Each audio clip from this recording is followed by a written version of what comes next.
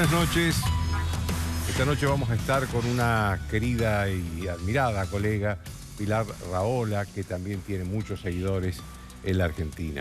Pero antes de ir a ella, vamos a estar con el ministro de Desarrollo Social, Daniel Arroyo. Buenas noches, ministro.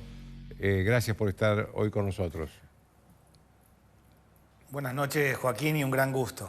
La primera pregunta que le quiero hacer, ministro, yo no dudo de su honestidad, sin ninguna duda, lo he dicho varias veces, pero tengo que preguntarle qué pasó para que usted firmara una resolución con sobreprecios comprando alimentos. ¿Qué es lo que al final, después de supongo, la investigación que hizo en todas estas semanas, qué es lo que pasó? Acá hay una investigación en curso, claramente. Se suspendió el proceso de compra. Eran 7 productos que se suspendieron la compra y nunca se pagó. Y hubo un cambio de funcionarios. Estamos en el medio de la investigación, donde claramente lo que hubo es una decisión de suspender el proceso de compra y se cambiaron los funcionarios. Eso es hoy. Para adelante hay 2 puntos clave. Uno, que es el más importante, es que hay una nueva decisión del gobierno y es establecer precios máximos mayoristas. Se termina el debate del precio en las licitaciones. Estamos hablando de un modelo de licitaciones que viene de hace muchísimos años en la Argentina, con las mismas personas que le vienen vendiendo al Estado hace mucho. Ahora hay un cambio fundamental y nosotros vamos a iniciar ahora una compra realmente de manera distinta porque establece precios máximos mayoristas. De ahí para abajo. Ese es un primer punto. Y en un segundo punto queremos convocar a todos, invitar a todos. En los próximos días vamos a hacer una nueva compra de alimentos. En la Argentina hay un problema serio de emergencia alimentaria y en esa compra de alimentos queremos que estén todos los productores grandes, chicos, medianos, de la agricultura familiar, de la economía popular. Acá hay una investigación y un cambio claro. Yo venía cambiando este sistema. Hice una tarjeta alimentaria que salteó todo el sistema y le dio la tarjeta a las madres para comprar alimentos de manera directa. Apuntaba y estoy apuntando a una tarjeta para los comedores. Es decir, yo creo que el modelo es la descentralización. En el medio de la crisis y de la pandemia, lo que tenemos que encarar es un sistema de compra que ahora va a tener otra regla, que es precios máximos mayoristas. De ahí para abajo no hay precio testigo, ni va a haber debate de precios en Argentina. Solo el Estado puede comprar de precios máximos mayoristas para abajo. Ministro, ya vamos a hablar de la emergencia porque también quiero hablar de eso, pero déjeme hacerle una pregunta sobre este tema. ¿Por qué había intermediarios que hacían de intermediario entre el gobierno, lo que compraba el Estado, y los productores o las empresas productoras? ¿Por qué la presencia de intermediarios cuando el Estado puede comprarle directamente a los productores y a las empresas que producen? No, el Estado tiene que comprar directamente. Los proveedores del Estado y de este ministerio son los mismos de hace muchísimos años. No es que ha habido nuevos proveedores, son los mismos de hace muchos años. Y claramente la decisión que apuntamos ahora es que todos participen. Para participar tienen que formar parte de una plataforma que se llama Comprar y que es todos aquellos que quieren ser proveedores del Estado, grandes, chicos, medianos, tienen que anotarse.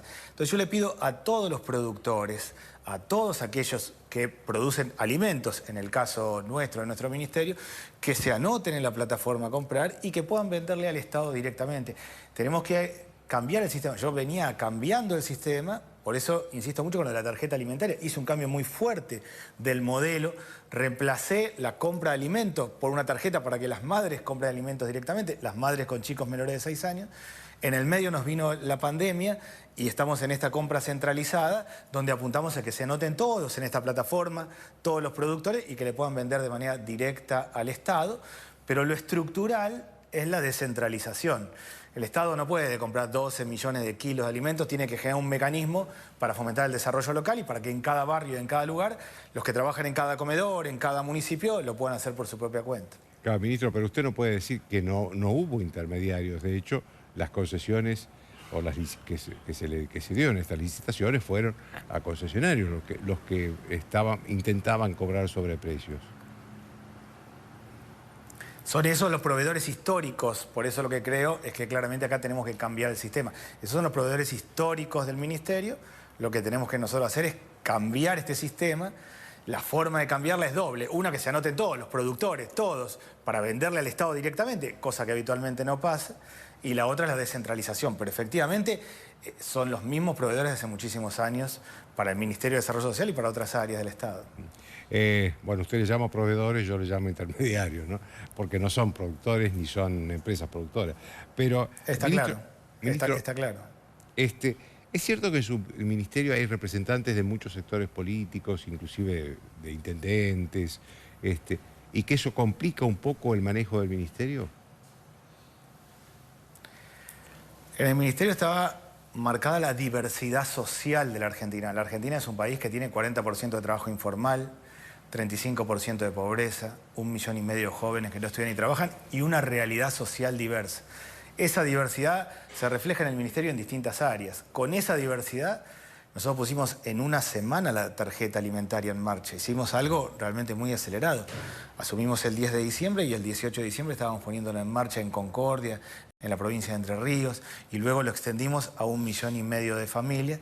Claramente hay una diversidad social y de situaciones en la Argentina. Hay una complejidad social que era importante previo al coronavirus y que se agudizó después del coronavirus, y esa diversidad también se refleja en las distintas áreas del ministerio. Pero es lo que nos permitió también aceleradamente hacer un cambio de paradigma, sobre todo previo a la pandemia, de lo que tiene que ver con la tarjeta alimentaria. Cambiaron las condiciones. Nosotros, previo al coronavirus, teníamos 8 millones de personas que recibían asistencia alimentaria, que demandaban asistencia alimentaria. En 15 días pasamos a 11 millones, cambiaron las condiciones y eso obliga a readaptar la política del ministerio. Yo había encarado una política que tenía que ver con vincular planes sociales con trabajo, con la idea de ir saliendo de los planes sociales y vinculándose con el trabajo y armar fondos para máquinas, herramientas, insumos y bienes de capital. Tuvimos que girar eso a fondos rotatorios, ahora para los municipios y para las provincias, para alimentos y artículos de higiene. Pero todo en el marco de una diversidad social que claramente se refleja en el ministerio y en el conjunto. Cualquiera que vaya a un barrio va a haber una diversidad social muy profunda en Argentina. Lo que le quiero preguntar en última instancia, ministro, es si usted controla el ministerio o hay sectores, digamos, que pueden tomar decisiones sin su conocimiento, como fue en este caso. Bueno, las líneas generales del ministerio las llevo adelante yo y de hecho nosotros teníamos pautado 3 claros ejes. La tarjeta alimentaria primero, el vínculo entre planes sociales y trabajo después y el sistema de crédito no bancario y de microcrédito. Todo eso ha sido para dónde iba el ministerio. Giramos el cambio, que claramente ha sido un lineamiento que he planteado yo. Digo, para dar idea del giro, la política alimentaria tiene 5 partes hoy.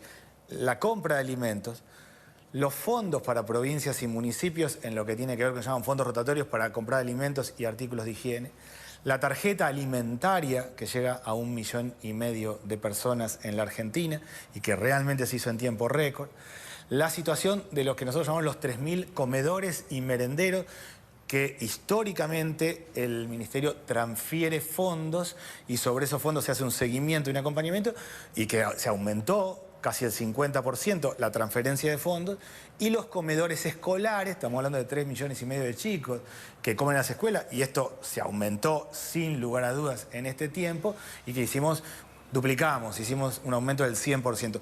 Todo eso junto son las definiciones y las políticas que se han encarado desde el ministerio y que yo he planteado como el eje central.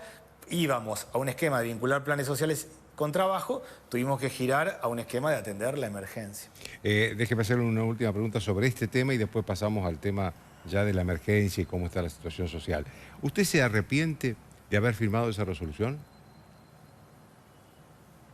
Hay una investigación en marcha, claramente, y yo quiero ver el resultado de la investigación. De verdad hay una investigación en marcha. La Fiscalía ha pedido toda la información que ha pedido la Fiscalía, se ha entregado rápidamente. Quiero tener claridad en la medida en que efectivamente se llegue a la conclusión de la investigación que se está llevando adelante.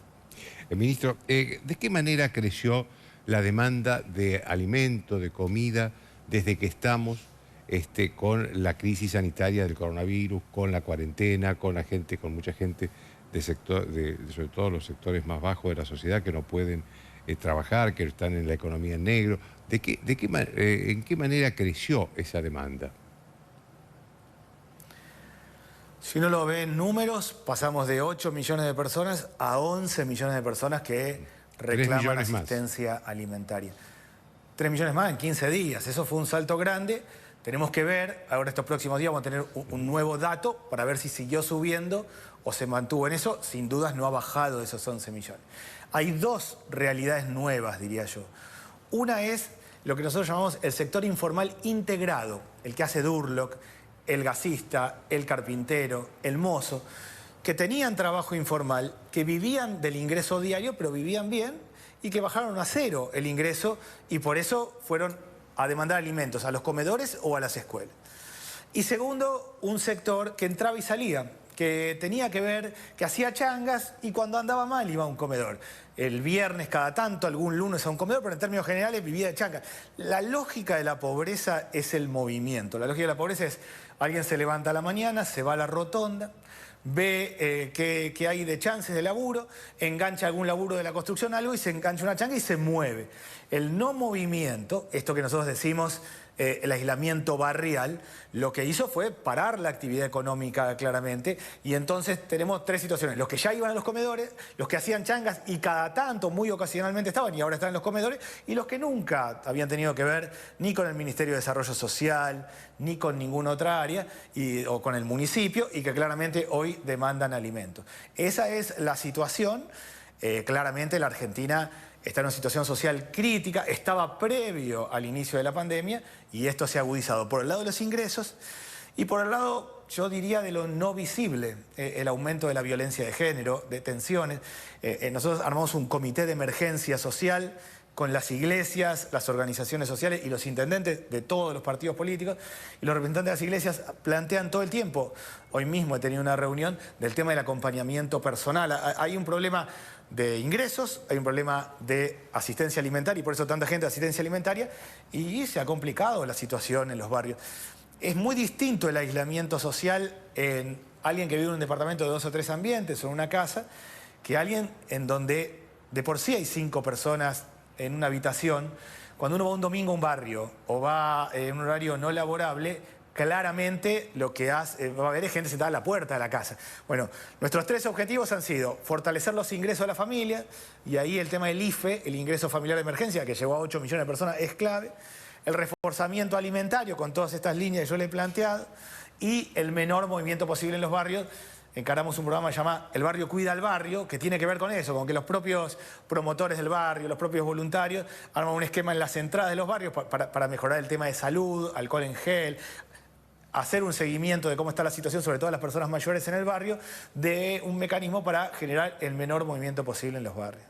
Ministro, de todos modos hay organizaciones sociales que están reclamando porque no les llega la comida suficiente para los comedores que ellos administran. ¿Esto es así? La situación alimentaria yo diría que es despareja en la Argentina, y eso es lo que estamos analizando en el comité todo el tiempo. Tuve una reunión con todos los ministros de las provincias y analizábamos eso, que es una situación despareja. Hay varios mecanismos. Esta compra de la que hablábamos antes era un complemento. Las licitaciones periódicas se han hecho periódicamente. Hay que reforzar la asistencia alimentaria y por eso estamos aumentando. Esto que yo digo de los fondos para municipios y para provincias, efectivamente no existía y han sido casi 700 millones de pesos que hemos volcado. Es despareja y por eso estamos haciendo un monitoreo. La idea es que en cada municipio haya un comité de emergencia local, donde esté el gobierno local, las iglesias y las organizaciones sociales, y ahí se haga un relevamiento de dónde falta, dónde está la situación, y complementar. Efectivamente es despareja la situación. Déjeme hacerle una última pregunta, ministro. ¿Usted cree que hay una disyuntiva entre cuidar la emergencia sanitaria y cuidar la emergencia económica, como se ha planteado estos días? Digo, le hago esta pregunta a usted porque usted recibe las consecuencias de las dos emergencias, ¿no? De la emergencia sanitaria y de la emergencia económica. No, yo no creo que haya una disyuntiva. Está claro que el presidente priorizó claramente salvar vidas, y cuando uno ve lo que pasa en países tan cercanos para nosotros como Italia o España y cómo se da hasta ahora la curva, está claro que ha sido una decisión correcta. Es claro que esto tiene consecuencias económicas importantes y difíciles, y acá hay que diseñar un camino de salida. Yo creo que para el 40% de la población más pobre hay que acompañar esta cuarentena con mecanismos de salida para adelante. Para mí la salida es de abajo hacia arriba. Es fortalecer las changas locales, definir... La Argentina es un país, 24 provincias, 2.200 municipios, definir los perfiles productivos, cuáles son los sectores productivos centrales, si es la construcción, si es el textil, si es el metal mecánico, en cada sector productivo. Armar un gran sistema de crédito no bancario, porque se plantea mucho la disyuntiva sobre el tema del Banco Central, los bancos, las tasas de crédito, el 24%. Ahora, hay un 40% de la gente que está fuera del esquema bancario y que requiere un sistema de microcrédito no bancario. Eso forma parte de la estrategia de salida, de lo que nosotros llamamos el camino de salida. Pero ¿quién va a dar Hay que armar todo un tema de ministro, reentrenamiento. Ministro, ¿quién va a dar esos créditos si no son los bancos? ¿El gobierno? Bueno, no, ahí hay una ley en la Argentina que es la ley de microcrédito, que genera, son créditos sin garantías bancarias. Estamos hablando de créditos chiquititos, para máquinas y herramientas, para el carpintero tengo una sierra circular, para quien cose ropa en su casa tengo una máquina de coser. Estamos hablando de lo que se sucede en el mundo, crédito a tasas muy bajas, del 3% anual no bancario, no en este momento, pero como estrategia de salida. La estrategia de salida es mucha capacitación, rearmado de lo que nosotros llamamos los sectores productivos que llegan hasta la punta de la cadena, que mueven a los sectores más pobres, y sistema de crédito para máquinas y herramientas. Estoy hablando siempre de los sectores más pobres, la estrategia de salida de mejora para los sectores más pobres en un país que previo al coronavirus tenía... El INDEC había marcado 35% de pobreza en el último semestre, pero casi 38% en el último trimestre del año. De ahí es objetivo que se ha complicado más la situación. ¿Tiene alguna previsión, ministro, usted, de cuánto se puede deteriorar la situación social en el país si esta cuarentena o esta crisis dura 2 o 3 meses más? Es difícil saberlo. La pobreza es una combinación de dos elementos, del costo de los alimentos y los ingresos de las familias. La pobreza marca cuánto tiene de ingreso una familia, y está claro que acá ha habido una baja importante de los ingresos, y cuánto le cuesta vivir, donde la canasta de alimentos es un punto clave, hay otros más. Acá hay una combinación, está claro que el costo de los alimentos ha subido y ese es parte del problema. Mucho va a tener que ver con cómo se construyen en los próximos tiempos estos mecanismos que yo decía. Es evidente que la situación social se ha complicado, eso está muy claro. Cualquiera que vaya a un comedor va a ver que hay más gente, cualquiera que vaya a un merendero va a ver que hay más gente, cualquiera que vaya a una escuela.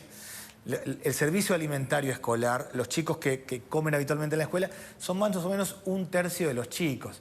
Se cambió al sistema de entrega de bolsones, de módulos de alimentos, los que iban al comedor, para evitar el movimiento, y va mucha más familia. Es evidente que se ha complicado, difícil proyectar objetivamente, porque hay que tener más datos, y la próxima medición del INDEC marca al 30 de junio, o sea, todavía faltan varios meses, pero es objetivo que la situación social está complicada, con un punto a favor, digo yo, y creo realmente que hay una gran red social en Argentina. Lo mejor que tiene Argentina es la red social. Son las iglesias, las organizaciones sociales, las escuelas. Hay un montón de gente poniéndole el cuerpo, haciendo, trabajando. Hay una gran red social en Argentina que junto con el Estado, pero sobre todo a partir de esa red social, es la que está sosteniendo una situación verdaderamente crítica. Ministro, le agradezco muchísimo y que tenga muy buenas noches. Muchas gracias y buenas noches. Los auspicios y después de los auspicios, Pilar Rahola.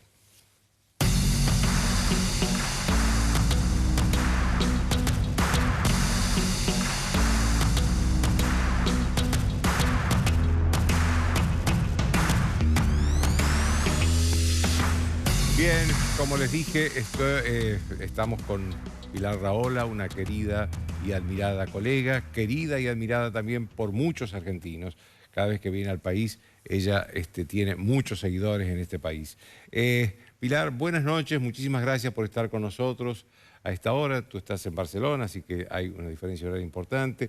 La primera pregunta que quería hacerte en el marco de esta pandemia y de este cambio de costumbres y de sistemas, es si esta pandemia, ¿tú crees que van a cambiar las costumbres sociales, van a cambiar la vida de las personas, va a cambiar todo, digamos, tal como conocíamos la vida común de la gente?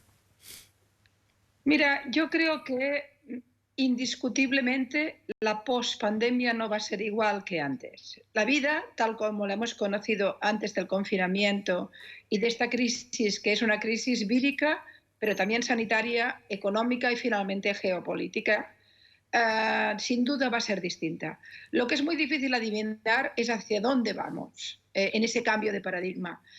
Yo me muevo especialmente bien en la política, más que no en otros aspectos más psicológicos o sociológicos. Desde la perspectiva política, yo creo que vamos a ir hacia un cambio de orden mundial que a mí me preocupa considerablemente y del que no acabo de saber exactamente cómo vamos a salir. Creo, para acotar, y luego ya iremos hablando, pero creo primero que nuestros dirigentes políticos, pocos van a sobrevivir, porque esta pandemia se va a llevar muchos gobiernos que han gestionado muy mal la crisis. El caso español me parece bastante claro. Veremos otros, pero en cualquier caso dejan heridos a muchos presidentes que tenían una situación que podía parecer buena. Deja muy herida a la Unión Europea porque ha sido una catástrofe. Fue incapaz de prevenir, fue incapaz de unificar criterios, fue incapaz de resolver prácticamente nada y ha tenido un papel bastante triste. Pero lo que es muy sorprendente es que ha dejado en una situación de desprestigio profundo a la gran potencia que es Estados Unidos. Yo creo que cualquiera de nosotros, en el momento en que la pandemia empezó a ser algo muy serio y asustarnos colectivamente, todos pensamos en dos países que son los que en temas tecnológicos, de gestión de crisis, en temas virológicos, en temas de vacunas, en temas de avances de cualquier tipo, acostumbran a resolver los problemas, que son Israel y Estados Unidos. Son dos grandes referentes tecnológicos, sanitarios, médicos y, por supuesto, también de administración y gestión de grandes masas. Israel parece que lo ha hecho bien, como otros países, también algunos muy sorprendentes, Singapur, Taiwán, Corea del Sur, han sido muy emblemáticos de una buena gestión, aunque Singapur hoy está un poco más preocupada porque hay un repunte, pero bueno, ahí están. Pero Israel, según Forbes, es el país más seguro para el coronavirus del mundo, o sea que ha conseguido el podio número 1, ¿no? Pero Estados Unidos, ¿qué ha ocurrido? O sea, Joaquín, si alguna cosa va a cambiar así de entrada que se me ocurre es que el gran gigante, motor y referencia internacional, ese gigante que en la Segunda Guerra Mundial hacía un buque de guerra al día, que tiene los mejores servicios de inteligencia del mundo junto con los israelíes probablemente y los chinos. Por tanto, tenían la información en primera línea desde el minuto 1 de la dimensión de la pandemia y lo que podía ocurrir. Que vio lo que pasó en China y luego lo que pasó en la Unión Europea, en toda Europa, con la grandeza, la enorme cantidad de infectados y finalmente de fallecidos que empezábamos a tener muy rápidamente. Por tanto, esto tenía que saltar a Estados Unidos, que tiene los mejores laboratorios virológicos del mundo y que además hemos visto en las películas que ante una situación de crisis saben funcionar, se coordinan. ¿Qué ha ocurrido? Estamos comprando a China. Estamos yendo a Asia a comprar los suministros, los instrumentos de respiración que no tenemos, los test que no nos llegan, las mascarillas. Rusia y China han ayudado a Estados Unidos. Yo he visto a Trump in person, no en tweet, agradeciendo a un país tan demonizado como Rusia, en todo caso no estaría en la órbita, digamos, de la referencia primera, agradeciendo su ayuda. Entonces, la primera incógnita es, ¿está cambiando el orden mundial? ¿Cambia para bien? Creo que no, sinceramente. ¿Qué potencia emerge de ese nuevo cambio? Lo vamos a ver, aún falta mucho, pero es evidente que China ahí tiene un papel muy importante, que sale más prestigiada de esta crisis, según parece.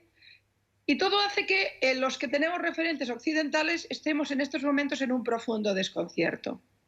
Y luego habría otros aspectos. Yo creo que en el aspecto de la vida colectiva se han acabado las grandes manifestaciones o los grandes eventos, los que somos muy, si me permites, mediterráneos, y creo que los argentinos lo sois mucho de mediterráneos, en ese sentido de fiesta, de abrazo, de beso, de encuentro, de grandes masas. Yo creo que esto va a ser difícil de verlo durante muchísimo tiempo. Y luego hay un elemento, y por tanto es posible que nos acostumbremos a las mascarillas. Es posible que si la pandemia va, como dicen algunos expertos virológicos, es posible que nos obligue a distancias largas entre personas durante muchísimo tiempo. Por tanto, ahí hay un cambio de hábitos y luego finalmente vamos hacia una crisis económica internacional de dimensiones, creo que cósmicas, mucho más graves que las que sufrimos en el 2008 y que tampoco no sabemos hacia dónde nos lleva. Lo cual, para acabar en tu pregunta, lo cual nos va a llevar a un crecimiento de los populismos a derecha y a izquierda que pueden ser francamente muy preocupantes. Precisamente acabas de tocar el tema que era mi segunda pregunta, porque noto que hay acá en la Argentina, en el mundo, mucha preocupación de muchos sectores, sobre todo intelectuales, que dicen, a ver si no nos viene el nuevo mundo que va a aparecer después de la pandemia, es un mundo con más líderes populistas y autoritarios.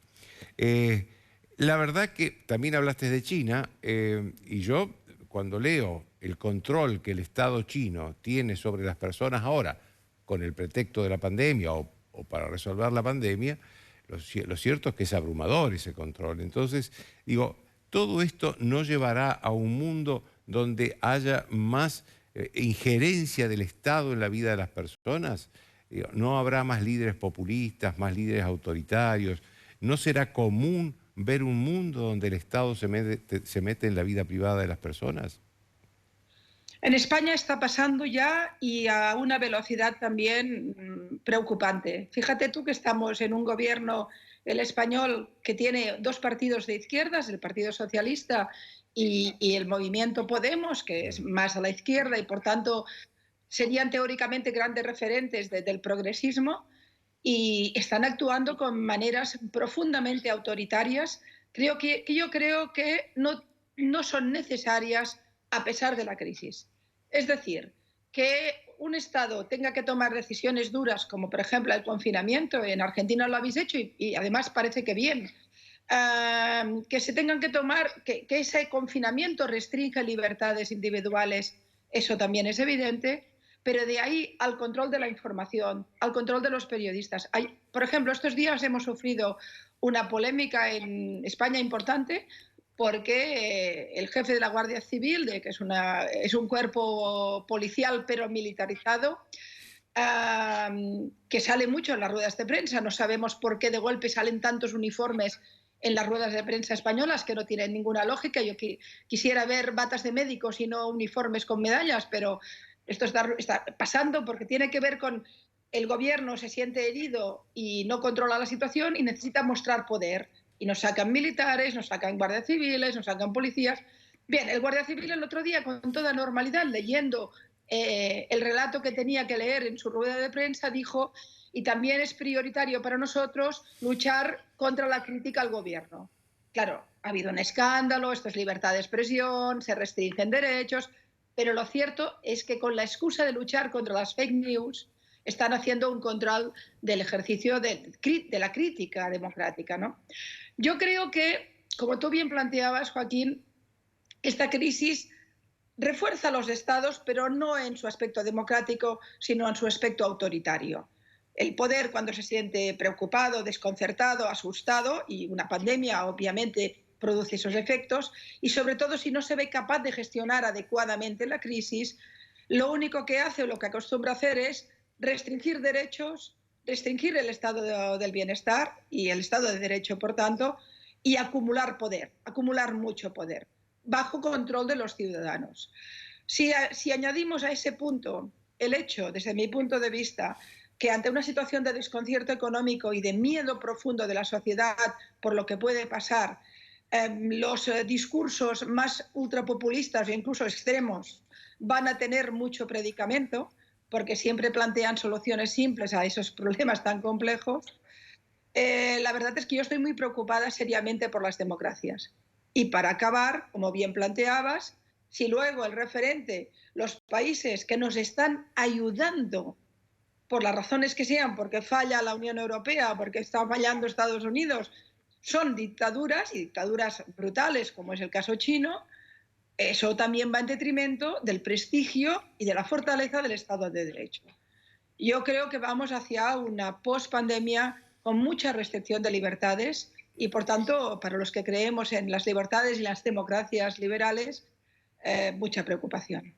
Pilar, ¿crees que vamos también a un mundo de países más encerrados en sus fronteras, que, como dicen algunos, ¿La hiperglobalización tuvo un final con esta pandemia? No tengo ninguna duda de que la restricción de derechos y la recuperación de poder por parte de poder autárquico también lleva hacia la autarquía, es decir, de alguna forma al cierre de fronteras. Es decir, es esa idea de que nosotros solos vamos a resolverlo. Cosa que por otro lado, choca totalmente con la situación actual, porque es evidente que hoy tenemos los mejores investigadores del mundo trabajando coordinadamente en todas las partes del mundo para encontrar la vacuna y resolver la situación. Por tanto, en temas sanitarios somos más dependientes que nunca, por suerte. Sin embargo, yo respiro, y me imagino que en Argentina debe pasar, no lo sé, yo respiro sin ninguna duda en Europa, no solo en España, un cerrazón, un cerrarse hacia adentro, un decir, bueno, vamos a unirnos entre nosotros, vamos a combatirlo nosotros, vamos a recelar, digamos, del mapa general, ¿no? Evidentemente la mundialización tiene efectos negativos, sin duda el virus ha circulado más rápido porque hay miles de aviones volando, pero bueno, tampoco vamos a volver a la edad de piedra. Se trata, al contrario, de encontrar un equilibrio. Pero si tu pregunta es cómo reaccionar a la gente, mira, el miedo siempre nos hace esclavos. Si una persona tiene miedo, es mucho más esclava. Pero si lo tiene una sociedad, entonces lo que busca no es la libertad, busca la tranquilidad y la seguridad. Y esa tranquilidad y seguridad muy a menudo la clase política tiende a ofrecerla no por la vía de soluciones inteligentes, sino por la vía de acumulación de poder y de una cierta tendencia a la tiranía. Es ahí donde tendremos que pensarlo mucho, estamos en proceso casi especulativo porque todo esto está pasando ahora, somos cronistas del momento que estamos viviendo y nada ha cuajado. Pero este siglo XXI para las democracias ya nació bastante herido y ahora está bastante peor. Pilar, en estos días se conmemora un nuevo aniversario del Holocausto, esa tragedia que fue y que se llevó millones de vidas injustas por el régimen nazi en una acción criminal. ¿Qué reflexión te merece eso? ¿Qué lecciones crees que la humanidad debe sacar de esa experiencia que obviamente no se va a repetir nunca más? Y por lo menos es mi deseo. Pero ¿qué lecciones debería sacar en estos días de conmemoración de los muertos, de los millones de muertos que hubo bajo el régimen nazi, sobre todo la mayoría de las comunidades judías? ¿Qué lecciones debería sacar la humanidad de eso para no repetirlo? Mira, Joaquín, tengo aquí detrás una velita y una menorá que justamente es mi pequeñísimo homenaje a las víctimas del Holocausto hoy que empieza la conmemoración de Yom HaShoah. Yo tuve la oportunidad hace 2 años de acompañar la Marcha por la Vida, que sabes que son comunidades judías de todo el mundo que viajan a Auschwitz, hacen el camino de Auschwitz a Birkenau y después viven ese momento de la Shoah en la Marcha por la Vida y después van a Israel a vivir el día de Yom HaZikaron, el Día de los Caídos, y el día de Yom HaAtzmaut, que es el Día de la Independencia. Fue una experiencia, desde mi punto de vista, extraordinaria, que yo aconsejo a cualquiera, aunque no seamos judíos, pero si tenemos sensibilidad respecto a las grandes maldades de la humanidad, y la más contemporánea nuestra es esta la de Ruanda, las 2 grandes atrocidades que hemos vivido contemporáneamente o que tenemos memoria de ello, vale la pena tocar eso, tocarlo de cerca para que te entre en la piel y nunca más se vaya de la memoria, el never forget, que nos quede incrustado, ¿no? ¿Qué lección? Bien, creo que era Elie Wiesel el que decía que la Auschwitz mató a los judíos, pero no mató el odio a los judíos. O mató a la comunidad judía, 3/4 partes de la población judía europea, se dice rápido, 3/4 partes de los millones de judíos que vivían en Europa, comunidades en Hungría con 500, 600 años de historia, millones, más de 2 millones en Polonia, Rumanía, Italia, en todas partes. desaparecieron como humo.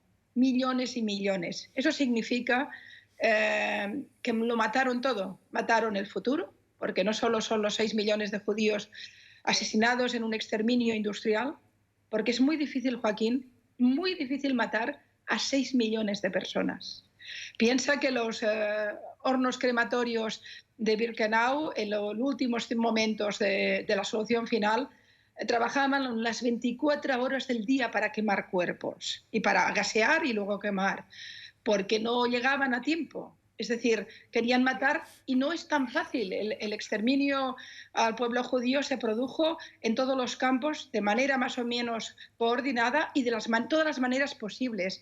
Se conoce poco, pero hay que recordarlo. Judíos que morían porque los ponían en camiones y ponían gas interior para que se gasearan.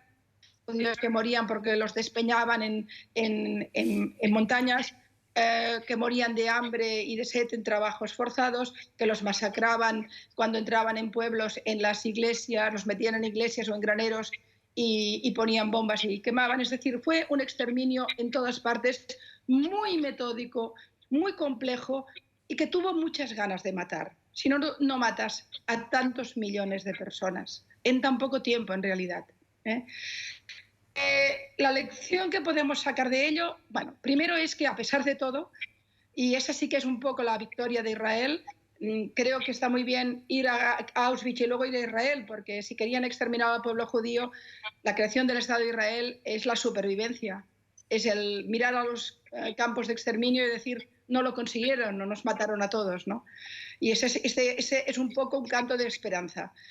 Pero lo que sí que es evidente es que tenemos que aprender 3 lecciones, todos los europeos y también todos los que hemos bebido de las fuentes del antisemitismo, ya no solo en Europa, ya no solo en Sudamérica, sino en todas partes. Porque hay antisemitismo de corte cristiano, hay antisemitismo de corte islámico, hay antisemitismo de corte progresista, de izquierdas, y hay antisemitismo de extrema derecha. Todos coinciden en el odio a un pueblo que nos da tanto, por otro lado, ¿no? Lo primero que hay que aprender de Yom HaShoah, del Holocausto, es que el Holocausto no llegó de golpe. Primero los expulsamos, después los perseguimos, después los encarcelamos y después los matamos. Es un poco aquella frase que es linda de explicar, de recordar, pero también muy dura, ¿no? Primero les dijimos, no pueden vivir entre nosotros como judíos, la expulsión. Después les dijimos, no pueden vivir entre nosotros, entonces sí que los expulsamos. Primero la conversión, después la expulsión, y después les dijimos, no pueden vivir. Esa es la crónica. Auschwitz es una historia de 2000 años, y sobre todo es una historia de siglos de persecución. No hemos hecho los deberes en el mundo contra el antisemitismo, que es el prejuicio más resiliente, probablemente junto con el machismo, los más resilientes. Y como decía Einstein, es más difícil romper un prejuicio con un átomo, y ahí estamos.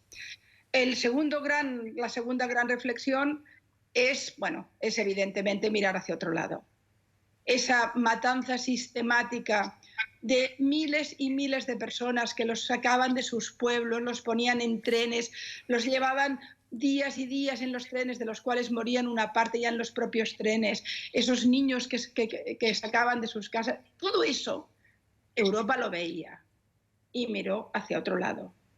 Y que hay que decir de los que se aprovecharon, de los que hicieron negocio, de los que delataban, cuántos de nosotros, los no judíos, los que estábamos allí, no tengo la impresión de que hayamos hecho la autocrítica. Y si tú no haces una autocrítica severa, excepto quizá Alemania, el país que más autocrítica ha hecho y que más fuerte ha jugado por erradicar el antisemitismo, que ahora desgraciadamente les vuelve por el lado islamista.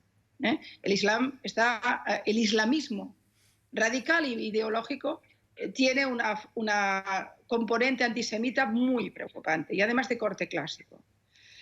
Todo eso, pues tendríamos que aprender que el ser humano puede ser el peor enemigo de la vida, de la luz, de la esperanza, que cuando nos convertimos en masa nos convertimos en un monstruo, pero que los monstruos crecen, se alimentan y matan porque los que no son monstruos callan y miran hacia otro lado. Un placer escucharte, Pilar, como siempre, ¿eh? Te agradezco muchísimo que hayas estado esta noche con nosotros y sobre todo te agradezco este mensaje final que es muy conmovedor, por cierto. Buenas noches y hasta pronto, ¿eh? Gracias, Joaquín. Bien, vamos a una pausa.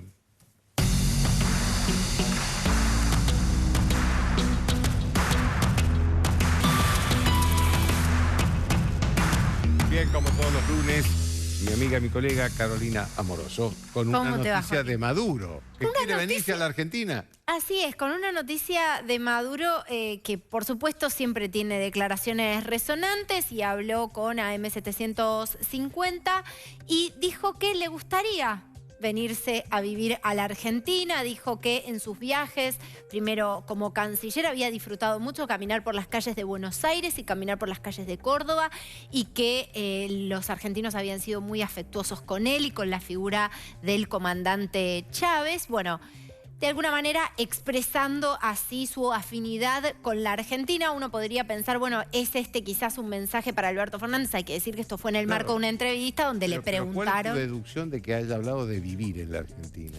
Bueno, por supuesto esto se prestó a muchísimas interpretaciones. Bueno, le puede gustar un país, pero dice que me voy de vacaciones y vuelvo. Se presta a muchísimas interpretaciones. Es verdad que la pregunta fue si tuviera que vivir en otro país, ¿dónde viviría? Y él arrojó esa respuesta. Pero también esto se da en el marco de un momento de muchísima presión y aislamiento para el régimen de Nicolás Maduro.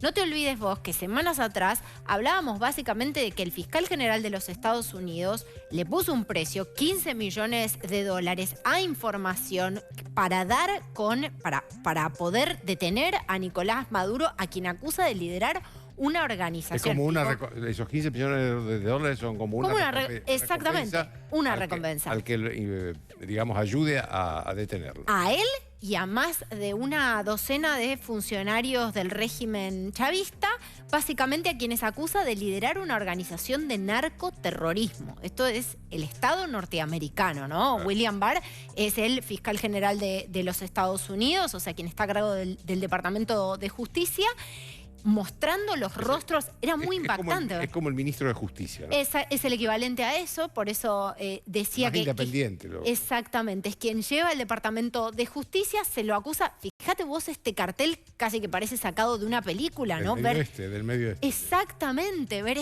este rostro con el reward, con la recompensa.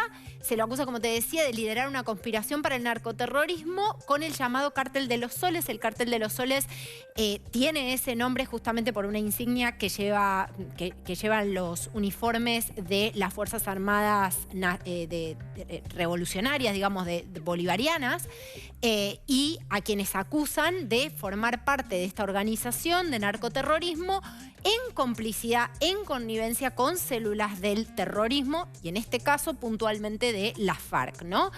Fíjate vos cómo aquí hay toda una hipótesis respecto de una organización que de alguna manera invade, según las palabras del propio William Barr, Estados Unidos con narcóticos, ¿no? Y que lideran esta organización criminal poniéndolo a la cabeza a Nicolás Maduro. Era muy, muy impactante realmente verlo a William Barr semanas atrás decir esto. Pero eso escaló algunos días atrás cuando supimos que se reforzaba la presencia militar de los Estados Unidos en el Caribe y en el Pacífico justamente para prevenir el tráfico de narcóticos, el tráfico de drogas hacia los Estados Unidos. Muchos interpretaron estos dos hechos de manera concatenada, cosa que no era muy difícil. Estados Unidos está lanzando una operación mejorada de lucha contra el narcotráfico en el hemisferio occidental. Hay quienes pensaban en algún momento en el caso Noriega, ¿no? Cuando pasó el antecedente de Panamá, ¿no? Que fue una invasión de Estados Unidos a Panamá para detenerlo a quien era el presidente. Exacto. Las fuentes norteamericanas descartan totalmente que se trate aquí de una invasión militar o de un intento por derrocar a Nicolás Maduro. Pero lo cierto es que, por supuesto, esto llamó muchísimo la atención en el marco de una pandemia, de un país cada vez más aislado y, por supuesto, de una debacle económica que es la que empujó al éxodo a millones y millones de venezolanos. Ahora, ¿qué está haciendo el régimen con la pandemia? ¿Te imaginas si el terror, la persecución política ya eran denominadores comunes en este marco de pandemia y de total aislamiento, donde además cada país está mirando cómo resolver su propia crisis.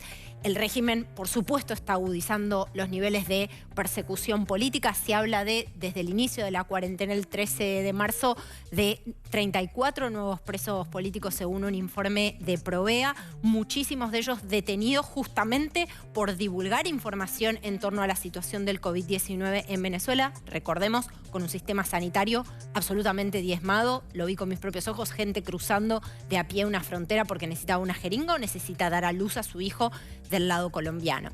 Bueno, la escasez de gasolina... Qué contradicción, ¿no? El país con más petróleo, con más reservas de petróleo en el mundo. Exactamente. No tiene... Océanos de petróleo en un país donde vemos imágenes realmente absolutamente dantescas de colas y colas y colas para buscar gasolina, saqueos en partes del país y, por supuesto, dudas sobre las cifras oficiales que proporciona el gobierno de Nicolás Maduro, que ya sabemos sobre a estas alturas exactamente que ha sido sumamente opaco respecto de la situación del sistema sanitario ya como estaba, ni que hablar ante esta situación. Gracias, Carolina, te espero el lunes. A vos, Joaquín. Una pausa.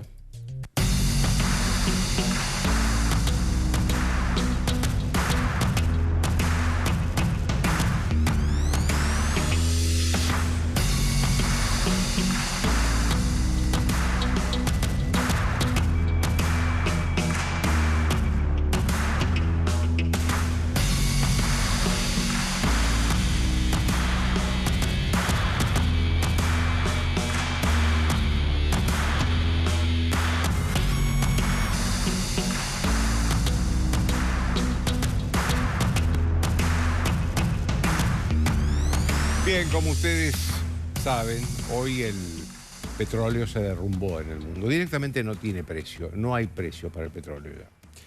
Cuando ya hablan de que el precio es menos cero, ya es ciencia ficción. Pero esto escondió un poco lo que está pasando con la deuda argentina. Ustedes saben que el jueves el gobierno argentino anunció, el jueves pasado, anunció una propuesta a los bonistas para no entrar en default, para que la Argentina no entre en default. El viernes precisó los detalles, que no se pueden explicar porque es directamente un jeroglífico, que los bonistas estudiaron durante el fin de semana. Ya anoche hubo un documento duro de bonistas, de un grupo de bonistas importantes, rechazando de plano la propuesta. Hoy se le sumaron algunos más.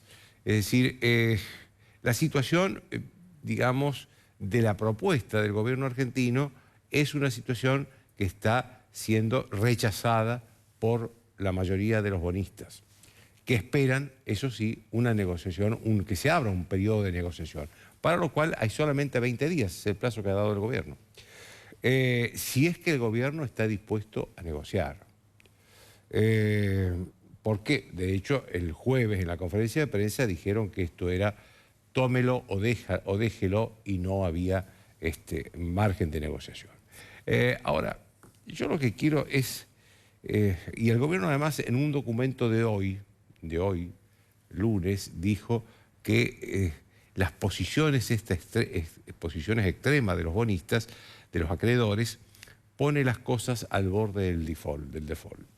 Yo, a ver, creo que este es el momento, si lo que faltan son solo 20 días para que haya acuerdo o no, es el momento en que las posiciones se tensan. Digamos, tanto el gobierno, que dice que no va a negociar nada, como los bonistas que dicen si no hay negociación habrá default.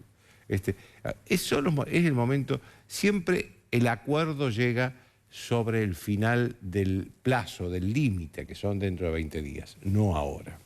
Ahora, no nos olvidemos, en primer lugar, de dos cosas. En primer lugar, que la Argentina no puede pagar la deuda tal como está, no la puede pagar. No sé si la quita es la que tiene que hacer, la que hace el gobierno, si puede ser menor, mayor, pero digamos, en los plazos y en las tasas de interés que tiene hoy la deuda argentina, no se puede pagar. La segunda cosa que hay que recalcar y subrayar es que la Argentina no puede entrar otra vez en default. No nos olvidemos lo que fue el default del 2001, el sufrimiento social que hubo como consecuencia de esa decisión. El tiempo que la Argentina estuvo aislada en el mundo, el tiempo que la Argentina estuvo sin inversión, el tiempo que la Argentina estuvo fuera de los mercados internacionales de crédito. Todo eso duró muchísimos años. Entonces, ojo, no hablemos alegremente de default. El default es una tragedia, es un fracaso.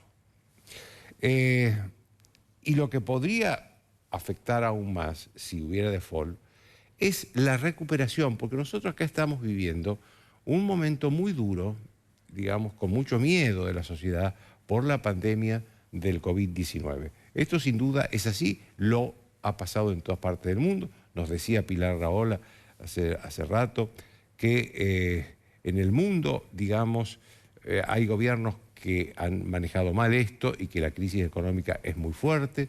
Ella habló de una catástrofe económica que seguramente va a suceder cuando pase la pandemia, cuando ya por lo menos haya pasado el momento más duro que es este que se está viviendo en el mundo. Nosotros todavía no hemos llegado a ese momento.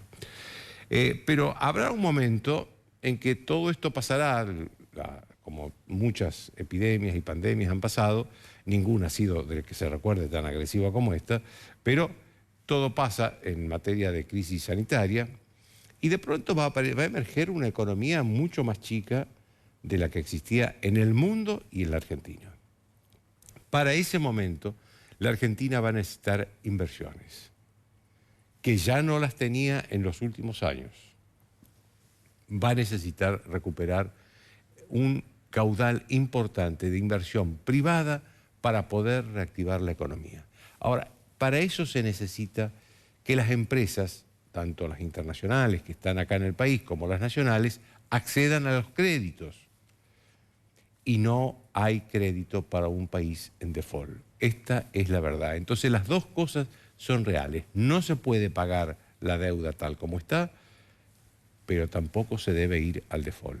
Hay que abrir un camino de negociación, como lo abrió Roberto Lavagna en su momento, Amado Boudou cuando era ministro de Economía, antes de ser vicepresidente, y también Alfonso Pratgay, quien cerró, fíjense ustedes, en 2016, cerró definitivamente el default del 2001. 15 años le llevó al país cerrar definitivamente un default. Chao, hasta lunes.